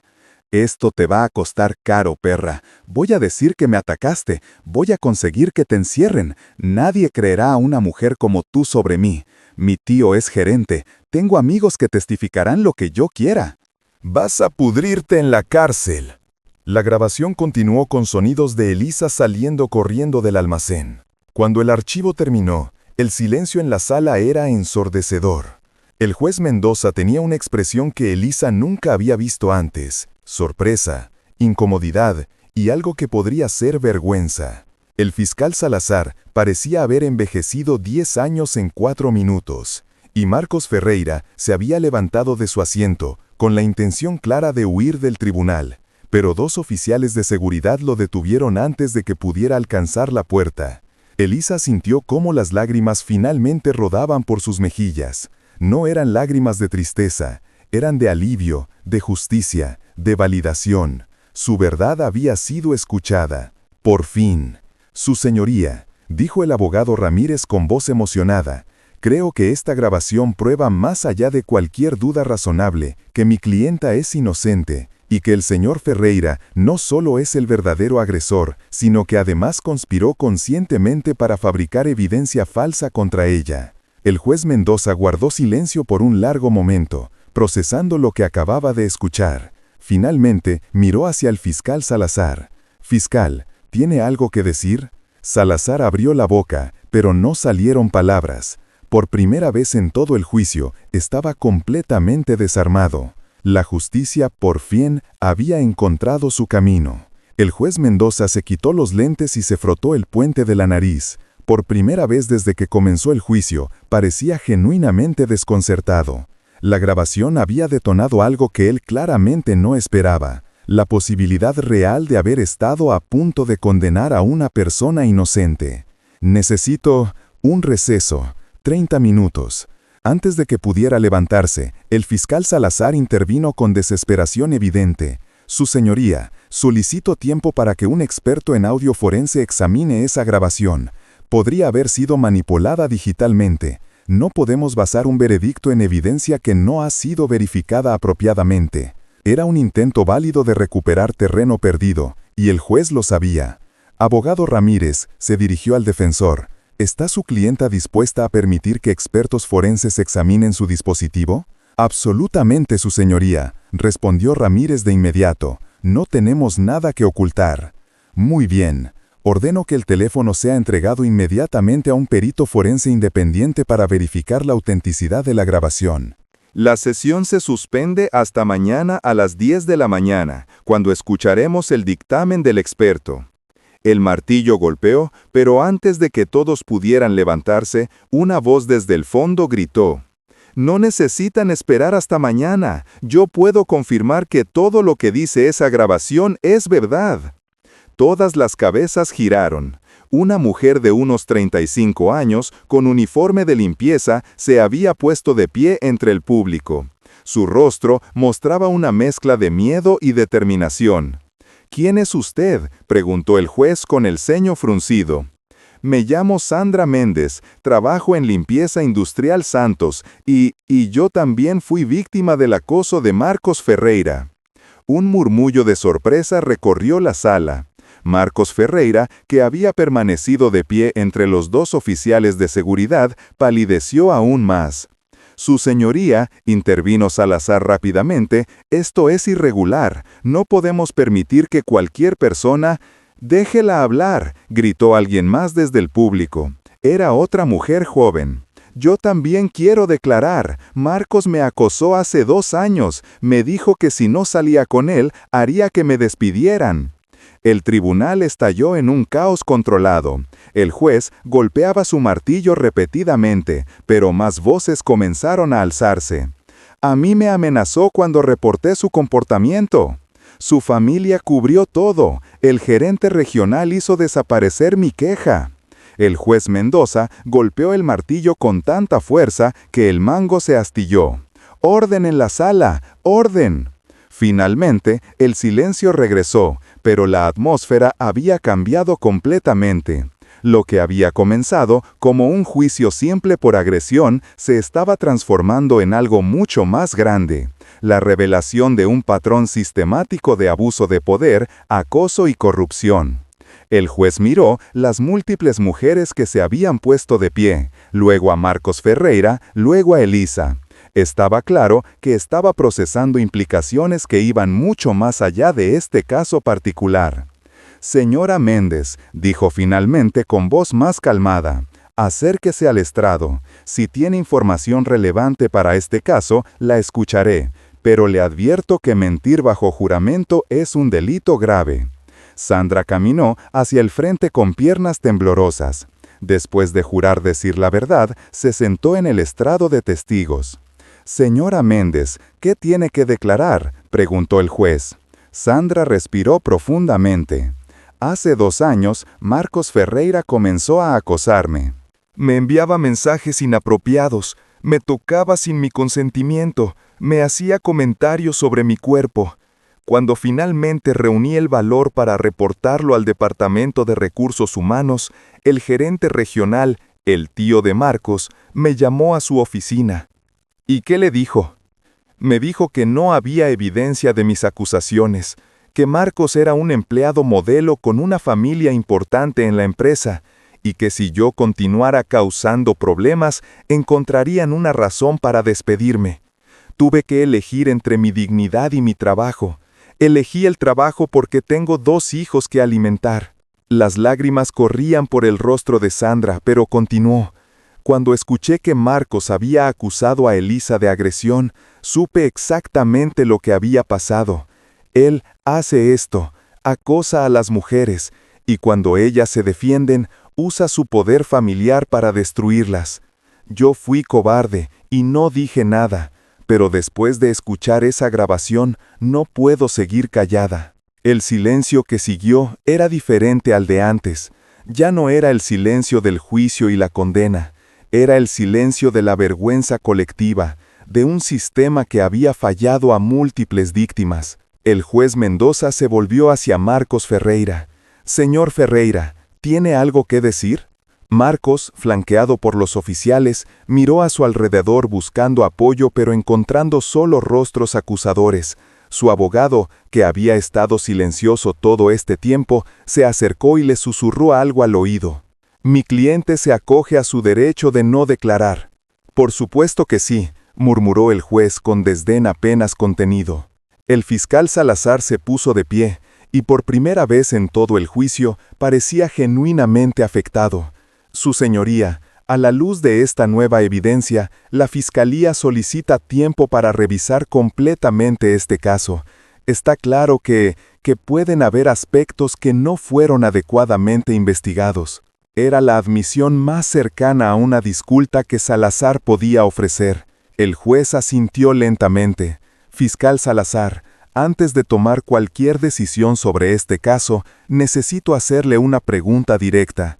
¿Tuvo conocimiento en algún momento durante la investigación de que el acusador, Marcos Ferreira, tenía conexiones familiares con la gerencia de la empresa donde ocurrió el supuesto incidente?» Salazar vaciló. Era una pregunta trampa. Si decía que sí, admitía negligencia o parcialidad. Si decía que no, parecería incompetente. Yo estaba al tanto de que tenía familia en posiciones de gestión, pero no consideré que fuera relevante para el caso de agresión en sí. ¿No lo consideró relevante?, repitió el juez con tono de incredulidad. ¿No consideró relevante que el acusador tuviera poder institucional sobre la acusada, que pudiera potencialmente fabricar testigos y evidencia? Su señoría, procedí con la información que eligió ver, interrumpió el juez con dureza inusual. Fiscal Salazar, este caso ha revelado fallas graves en su investigación, fallas que pudieron resultar en la condena de una mujer inocente. El juez se volvió hacia Elisa, y por primera vez su expresión mostraba algo cercano al respeto. «Señora Domínguez, tengo algunas preguntas para usted. ¿Por qué no revisó antes las grabaciones de su teléfono? ¿Por qué esperó hasta la última noche?» Elisa se puso de pie. «Su señoría, honestamente, estaba tan abrumada por todo esto que no pensé claramente. He estado trabajando con un abogado público que está manejando docenas de casos a la vez. No tuve orientación sobre qué pruebas buscar o dónde buscarlas. Solo estaba tratando de sobrevivir cada día sin derrumbarme. Fue pura casualidad que anoche, en mi desesperación, revisara archivos antiguos en mi teléfono». El juez asintió lentamente. Y ese es precisamente el problema con nuestro sistema. Las personas sin recursos adecuados a menudo no saben cómo navegar el proceso legal. No es excusa, pero es una realidad que este tribunal debe reconocer. Se volvió hacia el abogado Ramírez. «Abogado, ¿por qué no solicitó revisar dispositivos electrónicos de su clienta durante la preparación del caso?»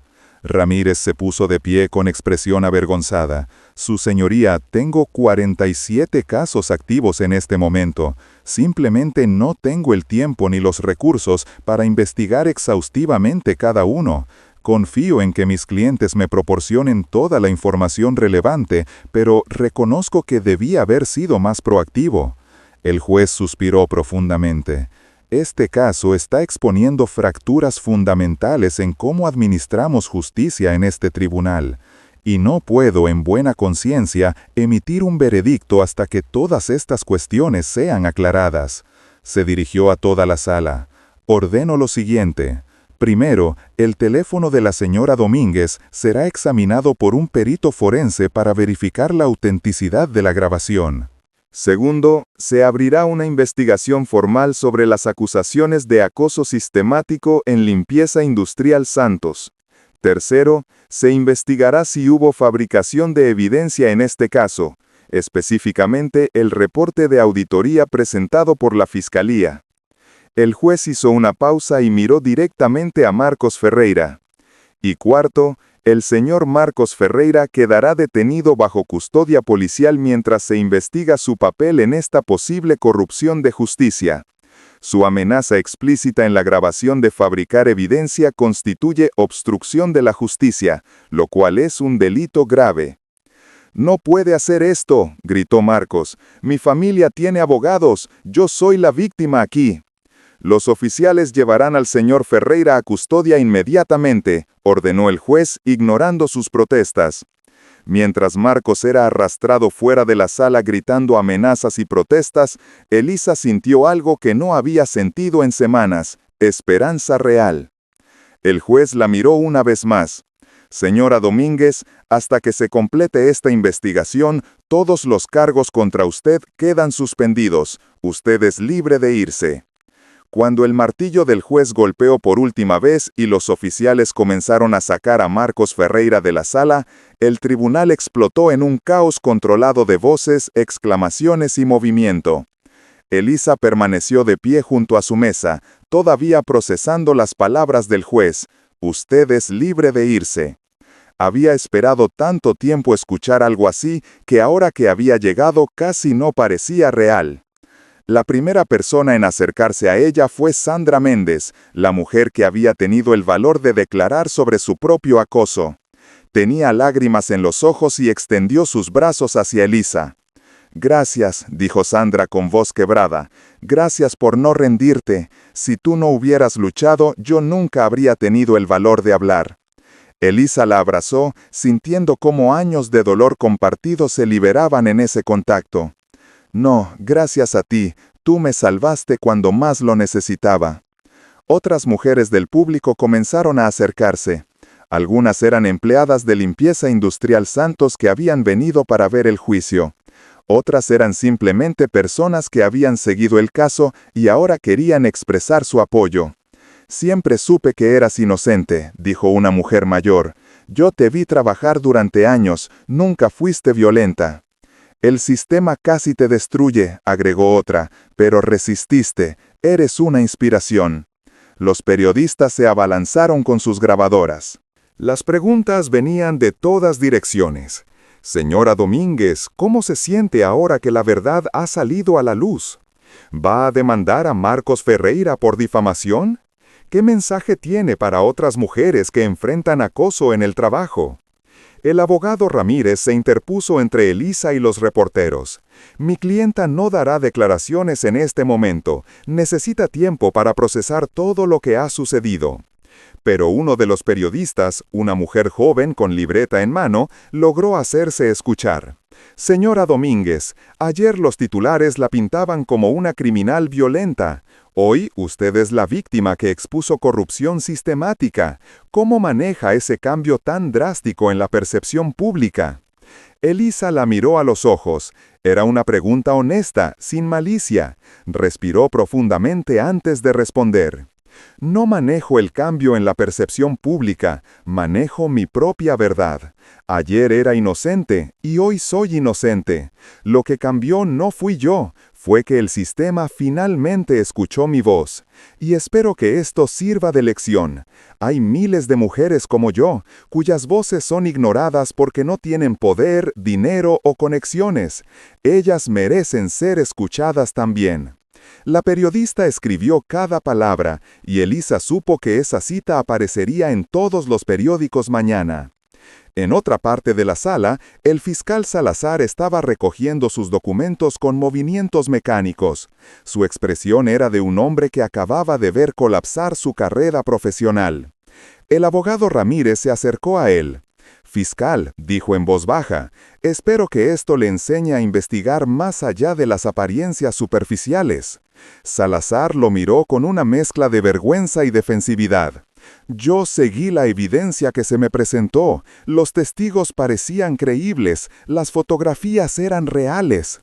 «Pero no hizo las preguntas difíciles», interrumpió Ramírez. «No investigó los motivos, no consideró que una mujer sin poder podría estar diciendo la verdad contra un hombre con conexiones. Eso es exactamente lo que está mal con nuestro sistema». Salazar no respondió, simplemente cerró su maletín y salió de la sala con la cabeza gacha. El juez Mendoza todavía estaba en su estrado, observando todo con expresión pensativa. Cuando la multitud comenzó a dispersarse, hizo un gesto hacia Elisa y su abogado. «Señora Domínguez, abogado Ramírez, acérquense un momento», dijo. Elisa y Ramírez se aproximaron al estrado. El juez los miró en silencio durante varios segundos antes de hablar. «Señora Domínguez, debo disculparme», dijo finalmente, y las palabras parecían costarle un esfuerzo considerable. «Entré en este caso con prejuicios. Vi su origen, su falta de educación formal, y asumí cosas que no debía asumir. Casi cometo una injusticia terrible, y por eso le pido perdón». Elisa no esperaba esto, un juez disculpándose con ella. Sintió cómo las lágrimas volvían a sus ojos. «Su señoría», respondió con voz temblorosa, «aprecio sus palabras, pero más que una disculpa personal, espero que esto cambie cómo trata a otras personas como yo en el futuro, porque por cada Elisa que encuentra su grabación salvadora, hay 100 que no tienen esa suerte y son condenadas injustamente». El juez asintió gravemente. «Tiene razón, y le prometo que este caso será un punto de inflexión en cómo administro justicia en mi sala». Cuando Elisa finalmente salió del edificio del tribunal, el sol de la tarde la recibió con una calidez que no había sentido en semanas. Había un pequeño grupo de personas esperando afuera, algunas con pancartas que decían «Justicia para Elisa» y «Creemos a las víctimas». Una mujer joven se acercó tímidamente. «Señora Domínguez, yo no la conozco personalmente, pero seguí su caso en las noticias. Yo también fui acusada falsamente hace años, y no tuve la suerte que usted tuvo. Fui condenada.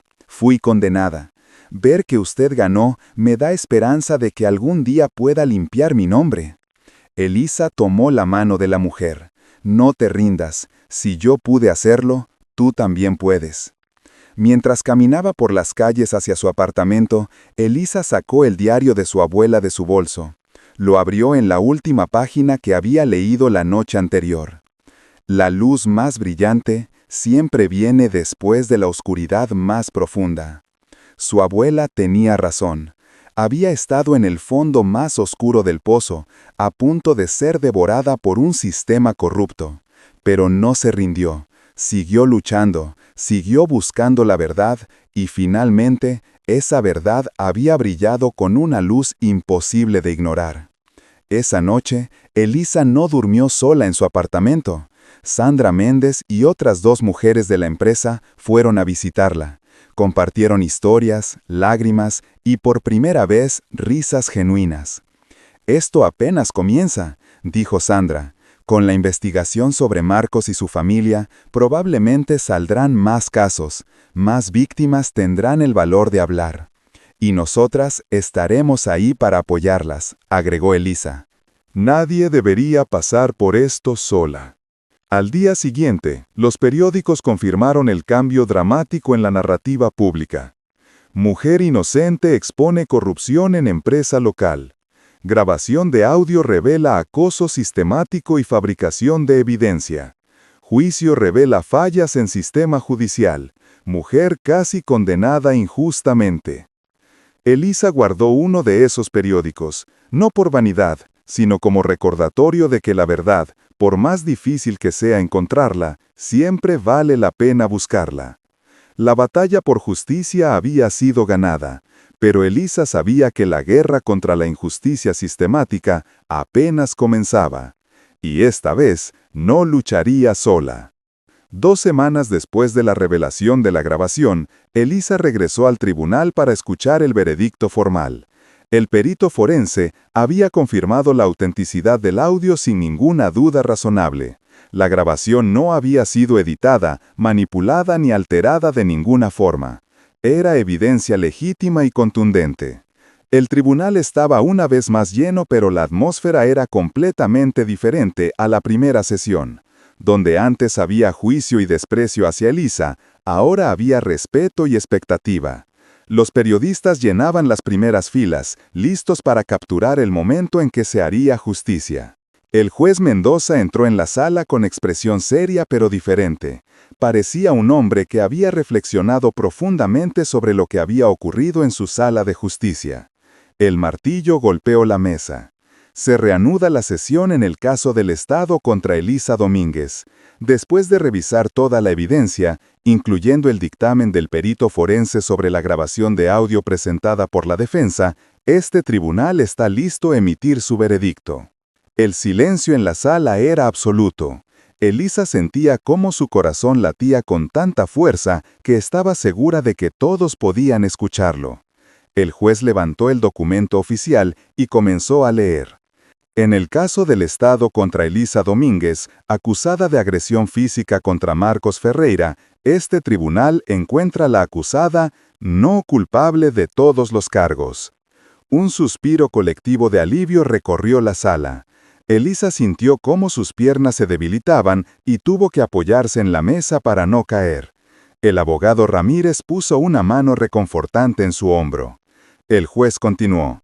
La evidencia presentada por la defensa demuestra de manera concluyente que la señora Domínguez actuó en defensa propia durante un intento de agresión sexual por parte del señor Marcos Ferreira. Las lesiones del señor Ferreira fueron resultado de su propio tropiezo durante el forcejeo, no de un ataque deliberado por parte de la acusada. Además, agregó el juez con voz más firme, la investigación subsecuente ha revelado que el señor Ferreira, con ayuda de familiares en posiciones de poder dentro de Limpieza Industrial Santos, conspiró para fabricar evidencia contra la señora Domínguez. Los testigos María López y Carlos Gutiérrez han admitido bajo presión que fueron coaccionados para dar falso testimonio. El reporte de auditoría que alegaba discrepancias en el inventario ha sido demostrado como fraudulento, creado específicamente para este juicio. Elisa cerró los ojos y dejó que las lágrimas de alivio corrieran libremente por su rostro. Todas las noches de insomnio, todo el miedo, toda la humillación, finalmente había terminado. Por lo tanto, continuó el juez Mendoza, no solo se declara inocente a la señora Domínguez, sino que este tribunal reconoce públicamente la injusticia que estuvo a punto de cometerse en su contra. Señora Domínguez, en nombre de este tribunal, le ofrezco mis más sinceras disculpas por el trato que recibió durante este proceso. Usted nunca debió haber sido sometida a esta prueba. Se volvió hacia donde normalmente estaría el acusador. En cuanto al señor Marcos Ferreira, se han presentado cargos criminales separados por acoso sexual, intimidación de testigos, fabricación de evidencia y obstrucción de la justicia. Esos cargos serán juzgados en un proceso diferente, donde él será el acusado, no la víctima que pretendió ser. El juez hizo una pausa y miró directamente a Elisa. Señora Domínguez, usted es libre de irse sin ningún cargo en su registro. Este tribunal ordena que todos los documentos relacionados con esta acusación sean marcados como declarada inocente, víctima de conspiración. Además, tiene derecho a buscar compensación civil contra el señor Ferreira y Limpieza Industrial Santos por daños y perjuicios. Por último, el juez se dirigió a toda la sala. Este caso debe servir como recordatorio para todos nosotros en el sistema de justicia. Debemos escuchar todas las voces, no solo las que tienen poder. Debemos investigar más allá de las apariencias. Debemos recordar que detrás de cada acusado hay un ser humano cuya vida puede ser destruida por nuestras decisiones. La justicia verdadera requiere humildad, compasión y dedicación incansable a la verdad. El martillo golpeó por última vez. Este caso está cerrado. La señora Elisa Domínguez queda completamente exonerada. La sala explotó en aplausos. Elisa se cubrió el rostro con las manos, sollozando sin poder contenerse. No eran lágrimas de tristeza, eran lágrimas de liberación, de validación, de superación. Sandra Méndez y otras mujeres del público se acercaron y la envolvieron en un abrazo. Los periodistas querían entrevistarla, pero el abogado Ramírez los mantuvo a distancia por el momento. «Lo lograste», le susurró Ramírez con voz emocionada. «Contra todo pronóstico, lo lograste». Elisa asintió, incapaz de hablar todavía. Sacó de su bolso el diario de su abuela y lo apretó contra su pecho. «Lo logramos, abuela», murmuró. «Tú y yo, lo logramos». Cuando finalmente salió del edificio del tribunal, el día era claro y brillante. Había cámaras de televisión esperando, personas con pancartas de apoyo y rostros sonrientes de extraños que habían seguido su caso y celebraban su victoria. Pero lo más importante era lo que sentía en su interior: dignidad restaurada, fe en la justicia renovada y la certeza absoluta de que había peleado la batalla más importante de su vida. Y la había ganado. 3 meses después del veredicto, Elisa estaba sentada en un pequeño café cerca de su apartamento, con una taza de café humeante entre sus manos. Frente a ella estaba la periodista que había hecho la pregunta honesta el día de su exoneración, la que había escrito el primer artículo justo sobre su caso. «Gracias por aceptar esta entrevista», dijo la periodista, Laura Fernández, abriendo su libreta. «Sé que ha recibido cientos de solicitudes de los medios». Elisa sonrió levemente. «Acepté hablar contigo porque fuiste la única que me trató como una persona, no como una historia sensacionalista. Eso significa algo para mí». «Aprecio eso», respondió Laura. «Entonces cuéntame, ¿cómo ha sido tu vida desde que terminó el juicio?» Elisa respiró profundamente. «Diferente, compleja. No es tan simple como «y vivió feliz para siempre». Las cicatrices de lo que pasé no desaparecen de la noche a la mañana». «¿Qué tipo de cicatrices?» «Emocionales principalmente. Durante semanas después del veredicto, tenía pesadillas sobre volver al tribunal, sobre ser declarada culpable en algún juicio paralelo que no sabía que existía. Desarrollé ansiedad severa. Cada vez que veía a un oficial de policía en la calle, mi corazón se aceleraba. Tuve que comenzar terapia». Laura escribía cuidadosamente. «Pero también ha habido cosas positivas, ¿verdad?» «Sí», Elisa asintió con una sonrisa más genuina. «Muchas. Primero, recibí un acuerdo de compensación de limpieza industrial Santos. No puedo revelar la cantidad por el acuerdo de confidencialidad, pero digamos que es suficiente para que no tenga que preocuparme por dinero durante un tiempo. Eso me dio espacio para respirar, para sanar. ¿Y qué hiciste con ese espacio?» Decidí que mi experiencia no podía ser en vano. Junto con Sandra Méndez y otras mujeres que fueron víctimas de Marcos, fundamos una organización sin fines de lucro llamada Voces sin Poder. Ayudamos a mujeres trabajadoras de bajos recursos que enfrentan acoso laboral y no tienen medios para defenderse. Los ojos de Laura se iluminaron. «Eso es increíble. Cuéntame más».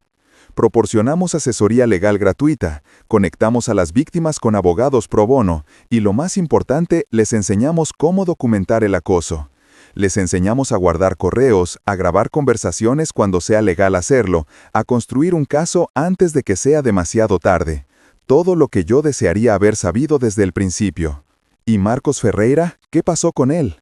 La expresión de Elisa se endureció levemente.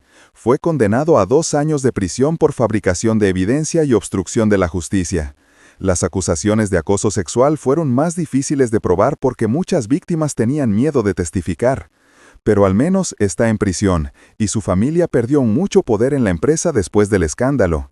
La investigación reveló que el tío de Marcos había encubierto múltiples casos de acoso a lo largo de los años. Fue despedido. ¿Sientes que se hizo justicia?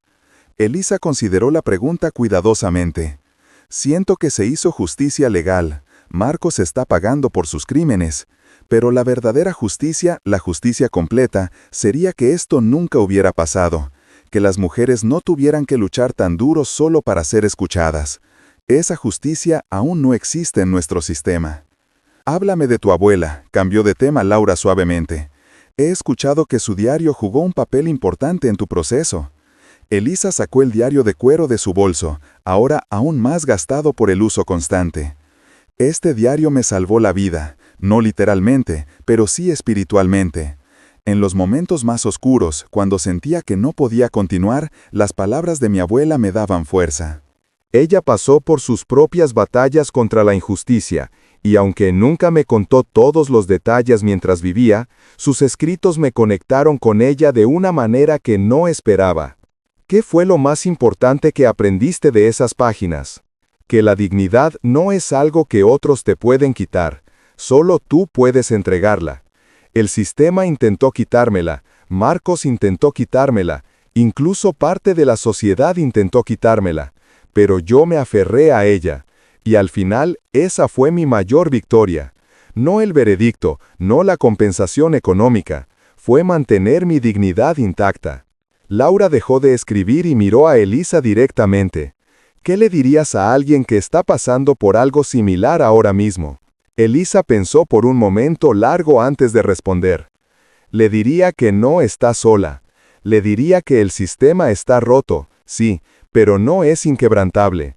Le diría que documente todo, que busque ayuda, que no tenga miedo de pedir apoyo. Y sobre todo, le diría que su verdad tiene valor, incluso cuando nadie parece escucharla. Porque eventualmente, de alguna manera, la verdad encuentra su camino hacia la luz. ¿Has perdonado a las personas que te fallaron? ¿Al juez que te prejuzgó? ¿Al fiscal que te persiguió? ¿A los testigos que mintieron? Estoy trabajando en eso, admitió Elisa. El perdón es un proceso, no un evento.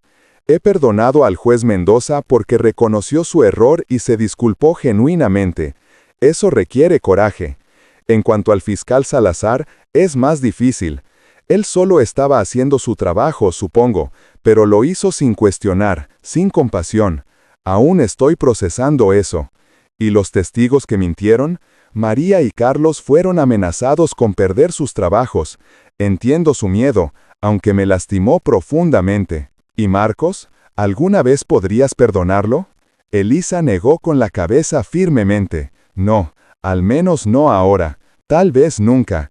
Él tuvo opciones. Nadie lo obligó a acosarme, a amenazarme, a fabricar evidencia para destruirme. Esas fueron sus decisiones conscientes, y las consecuencias de esas decisiones son suyas para cargar. Laura cerró su libreta. Una última pregunta. Si pudieras volver atrás y cambiar algo, ¿qué sería? Elisa sonrió con tristeza. Hubiera querido saber desde el principio lo que sé ahora, que mi voz importa, que merezco ser escuchada, que mi versión de la historia tiene tanto peso como la de cualquier persona con poder o dinero. Me habría ahorrado mucho sufrimiento interno. Pero al mismo tiempo, hizo una pausa. Todo lo que pasé me convirtió en quien soy hoy, y estoy orgullosa de esta mujer que se refleja en el espejo cada mañana. Esa noche, de regreso en su apartamento, Elisa abrió el diario de su abuela en una página en blanco al final. Por primera vez, decidió escribir sus propias palabras en ese libro sagrado. Abuela, terminé la batalla que tú comenzaste. La batalla por ser escuchada, por ser respetada, por existir con dignidad en un mundo que prefiere ignorarnos. No fue fácil.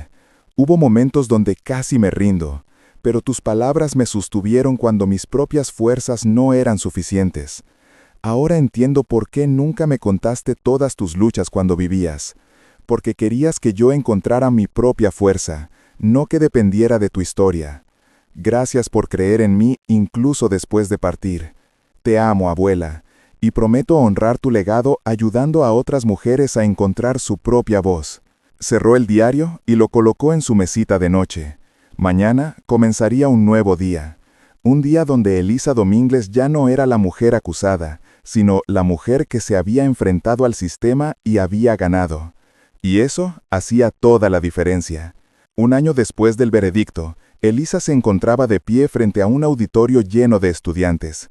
Había sido invitada a dar una charla en la Facultad de Derecho sobre su experiencia con el sistema judicial.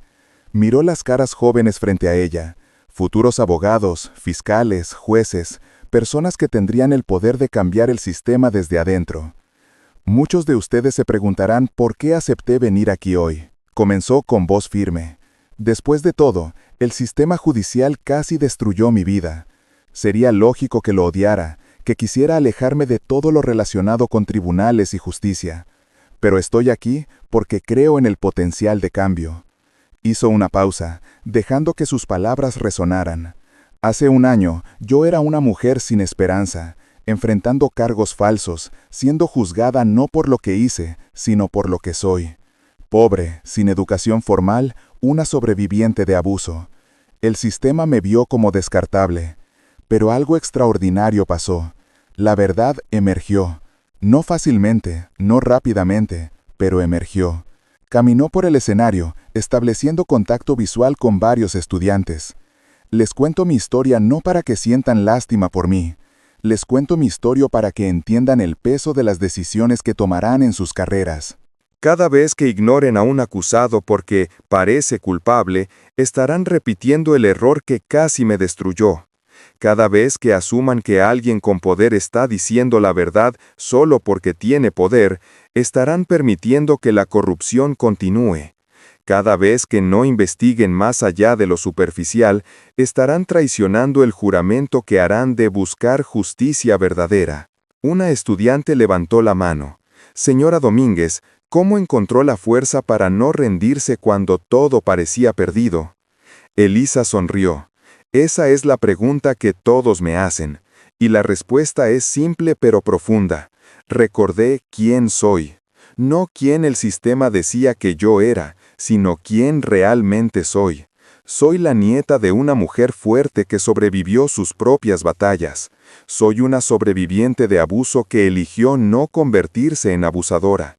Soy una mujer que, a pesar de todas las desventajas, construyó una vida digna.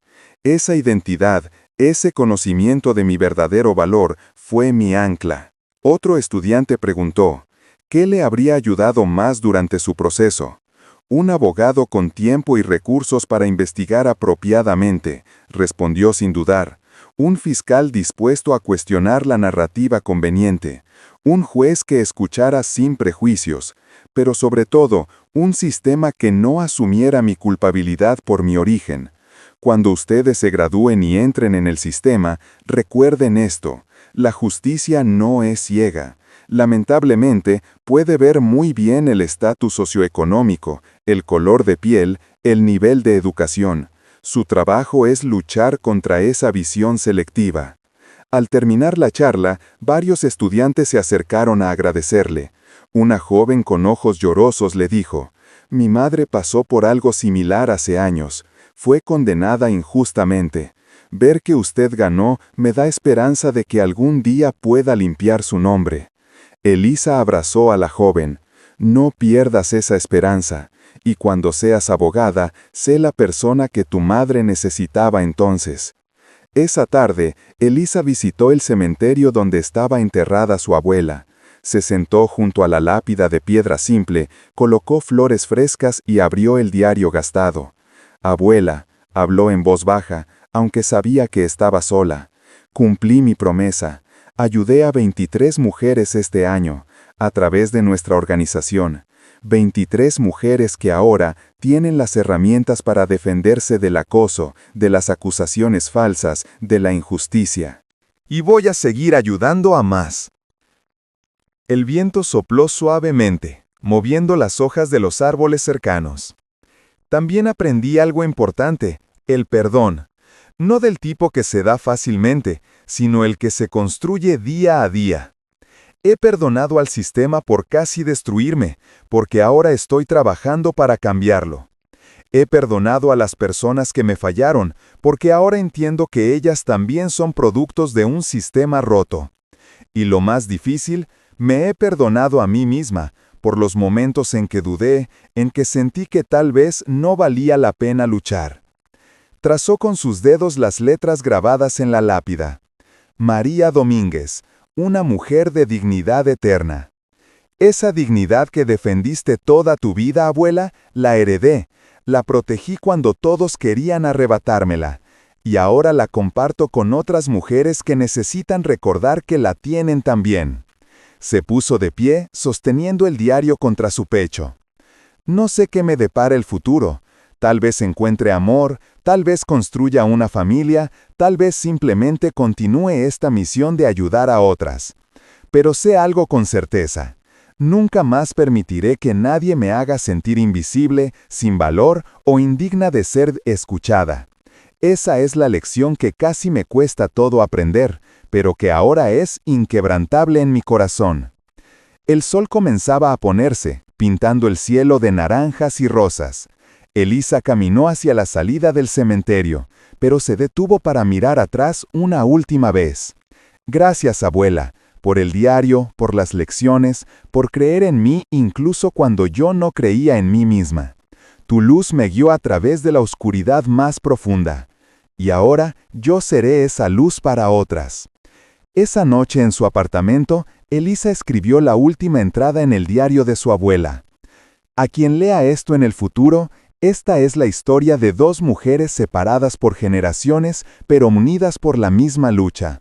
La lucha por existir con dignidad en un mundo que prefiere silenciarnos.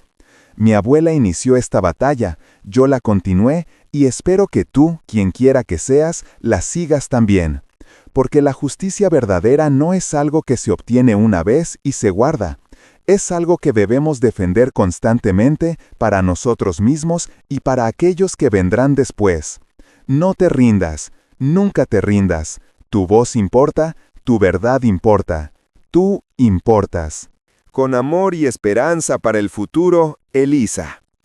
Cerró el diario por última vez como lectora, sabiendo que ahora era también su autora. La historia de humillación y superación había terminado, pero una nueva historia de esperanza y cambio apenas comenzaba. Y Elisa Domínguez estaba lista para escribirla.